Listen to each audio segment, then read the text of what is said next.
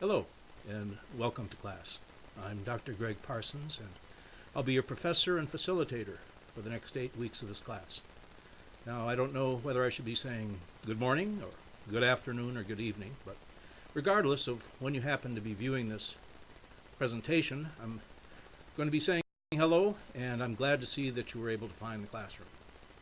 Now, you'll be watching roughly 15 minutes of me going through a presentation of the basics of the class. We'll be going over the syllabus, we'll be going over the evaluation process for the class, we'll be taking a look at the required books that you'll be using, and reviewing the general Kaiser plagiarism, late assignments, and incomplete policy that will apply to this class as well as the rest of your graduate school classes. You may find the volume of this presentation varies a little bit. It may be softer in some places and a little louder in other places, so I apologize for that. But you can adjust the volumes. It was recorded on different medium at different times, and that's the problem that we're dealing with here. But I think it all should be fairly clear. I usually review them before I post them for you. So, as you'll see, we're going to be going over some things that you may feel fairly comfortable with now that we've been using the Blackboard platform and SafeAssign for a number of classes now. Most of the problems are behind us, and there's less confusion and questions than there used to be.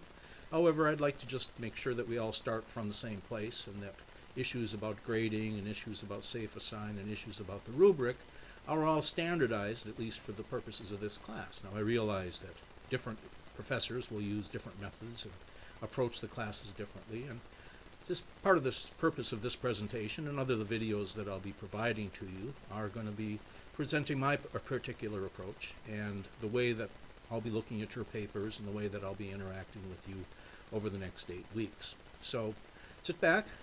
It's going to take, like I said, about another 10 or 15 minutes. It's not too long. And the purpose is, again, to provide us a base of understanding and communication so that if you have questions, you can come back to me through either the Ask Questions portion of the class. You can send me an email. You can call me on the phone. You can send a text message. All of these things work well, and depending on the nature of the communication, you can choose which one that you want to use. So that's about all I have to say as a way of introduction, but let me just say again, I'm glad to see you all and look forward to working with you. Now, you should always start on your home page whenever you begin a session so that you can go in and see if I've added any more announcements. This will be the primary area for me to tell you that there's something new going on in the class. This would be the same as if we came into a physical classroom and I began each class with an announcement about important events that were coming up this week, changes or things that I thought would be significant that you should know about. Okay, so always go to your home page and check to see if there's any new announcements. Next, we're going to be taking a look at your professor, who is me. And there I am, and my biographical information is here concerning my education. I've been teaching with Kaiser for over 8 years, both in the undergraduate as well as the graduate school. I've taught a wide variety of classes, not only at Kaiser, but I also used to teach at the Harvard Business School, and I've taught at the University of Southern Maine up in Portland, Maine. The way that you should reach me, if you have a general question that will be of interest to the rest of the class, use Ask Questions. I check that every time I go into the class, which is usually several times a day. If you have something that's of a more specific nature to you, you can send me an email. My email address is right there. And if you have something that's more urgent, you can call or text me at the telephone number that's shown on my bio page here. And I encourage you to feel free to use those. I'm here for your benefit, and if there's any questions that you have or concerns, I would much rather go over them early on rather than have you confused or anxious about something that you didn't understand. So don't hesitate to get in touch with me. So let's take a look at the syllabus, the course materials. For this class we have 4 different books, some of which are compilations of journal articles. We have the APA Publication Manual, and we have a couple of recommended readings from journals. Now, As you know, for a doctoral level class, we do a lot of work in the online library, and so consequently, this list is just the beginning, and of course we'll be using a lot of researched journal articles to support your papers and the discussion posts coming up during this week. So this is a good spot to start. If you don't have your books, get them now. Let's take a look next at the grading criteria and what's going to be coming up. Again, you can look at the syllabus and you'll see the different assignments for all the weeks. But I just like to kind of put it in perspective. And we have papers starting in week 3, week 4, week 5, week 7, and week 8. And you can see the relative weights of those papers, 20%, 15%, and so on. The other thing I'd like to mention is the discussion weight, which means that in each particular week, you have an initial post and then subsequent post where you're responding to your other classmates. Each week is worth 2.5%, so if you got it completely right to the max, you will get 2.5%, which isn't a whole lot. When they're all totaled together, all 8 weeks will end up being 20%, but each individual week is not worth all that much compared to the papers. So that's when you're deciding how to allocate your time in a particular week, that's something to pay attention to. We have penalties associated for late work, and here we're talking mainly about papers being turned in late. The discussion posts have a different sort of schedule. But if your paper comes in after the deadline, which is generally Sunday at midnight, you have a 10% penalty. If it's more than a week late, a 20% penalty. And that's applied after the paper is graded. So, for example, if you got a 90 on a paper and it came in late and the 10% penalty was applied, 10% of 90 is 9, 9 minus 90 is 81, and that would be the grade you would receive. Try to get your work in on time. If you have a problem, get in touch with me before the deadline. Let me know. Your computer failed, you got called away on an emergency, something came up, so that I know that you're working on it and you plan to get it done on time. But if I don't hear from you and it comes in late, I have no choice but to apply the penalties. Now let's take a look at the Start Here section of the class. And I want to point this out because I've added a few videos in here related to different issues that are important. For example, I put in a video regarding Safe Assign. Now, those of you who've had me in class before may have seen this, and of course it's pretty much the same thing where I discuss how the Safe Assign program works, what it does, what it doesn't do, how to interpret the results, and so on. But as I mentioned in my first introduction to this video, I want everybody to start from the same place so there's no confusion about, well, this other professor did it this way and now you're doing it this way. This is the way that I'll be looking at the Safe Assign results. I've also posted some videos related to the rubrics. This is the grading schemes that we use on both discussion posts and papers. And again, you'll be receiving those when I turn something back to you as part of feedback. And I've also included a scholarly writing video where I explain what we mean by scholarly writing and why it's important to you to learn how to do it correctly.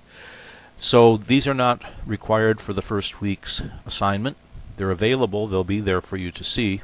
But I'll be talking about them more specifically as we get further into the class. The schedule is a typical 8-week schedule. Starts on Sunday, goes for 8 weeks, ends on Saturday. Okay, you know the work has to be turned in. The deadline is considered each end of the week on Sunday, and the new week then starts on Monday. What you should do, this is a recommendation, is look ahead at the assignments that are coming up. So the first week is not very heavy in terms of writing. You simply do your biography. However, when you start looking ahead to the paper that's coming up in week 3, you can see that your reading and your note-taking and your research should start early so that you've got a lot of the preliminary work done. And this should be continuing throughout the entire class. Is don't look at what's just due in the current week. Look ahead to what's coming up so you can plan your time appropriately and prepare for it. A few words need to be said, as usual, about plagiarism. By now you should know you can't simply take somebody else's work and turn it in as your own. But then this also applies to taking somebody else's work from a journal article or a textbook and not referencing it correctly, not citing it. Okay. Another thing that it's important as you progress through your different classes is you can't reuse a previous paper or discussion post as is. You can certainly use the ideas, you can certainly use the references, you can use the articles that you've used and researched before. However, you can't simply submit another paper or a previously written discussion post as new. Number one, SafeAssign is going to find it, and it's going to tell me that it was not new. But you should just be aware that that's something that's an issue. The other thing on this page is the incomplete policy, and we use the incompletes when a student is approaching the end of the class, has done a lot of the work, but apparently for some reason is not going to be able to totally finish the class and would like an extension. So the incomplete goes in as an official grade until the work is completed. Then everything is graded up and the grade is changed from an incomplete to whatever the appropriate grade would be. This works out well if something comes up at the last minute that you feel like you need to take care of, and with a few more days or weeks of time you would be able to finish the class. It does not apply to situations that are outside of your control. A couple things noted here: natural disasters, hospitalization, military deployment, death in the immediate family. These would fall outside, and we would work with another approach to dealing with that sort of a situation. The downside to an incomplete is that the highest grade that can be awarded is a B, and the work has to be completed within 4 weeks. You also need to contact me before the end of the term, before the end of the class, if you wish to apply for an incomplete. You can't come after the fact and say, well, I really needed another week, but now the class is over and I've already got a grade. Okay, so be aware of that policy. Next, we're going to take a quick review of how the assignments are going to be posted in the class. Generally, you're going to go to the particular week. In this case, we're starting week 1, and you're going to look at what the reading requirements are. It wants you to indicates you're supposed to read all the chapters of the Wren text, and then you're supposed to peruse, which means scan through so you're aware of what's in there, the first half of the Bass textbook, and then read chapters 1, 2, 3, 4 of the Yuki text. Out of this, you are supposed to make a discussion post, and I'll talk more about that in the week 1 assignment video. Speaking of which, there it is. Each week I will be posting an assignment video which talks specifically about the week's assignment, as the name implies. And it's again in your interest to not just only read what the assignment is about, but to watch the video where I go into more detail about what I expect, what I'm looking for. And this will be, I think, helpful to you rather than burdensome. I think it'll clear away some of the confusion and put you on a path so you know you're doing the work the way that it needs to be done. And all you do is go to the week and then punch the watch video button. So, how to succeed in this class? Well, for this week you need to get your textbooks. Obviously, the reading assignments start immediately, and there's quite a heavy load of reading.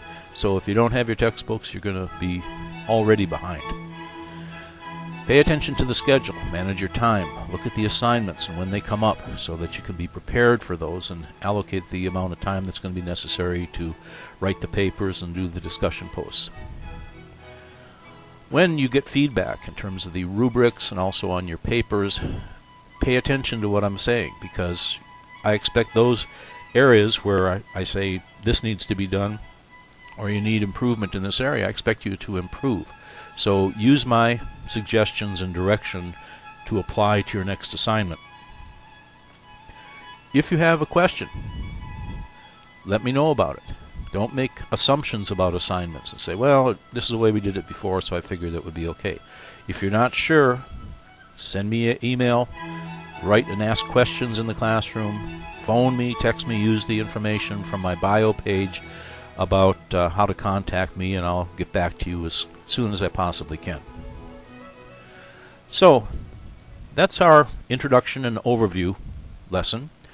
And Again, if you have any questions about what I've talked about here or any questions in the future, I recommend that you get in touch with me, and I look forward to working with you in the class. So until next time, goodbye and good luck. Well, thank you. Thank you very much.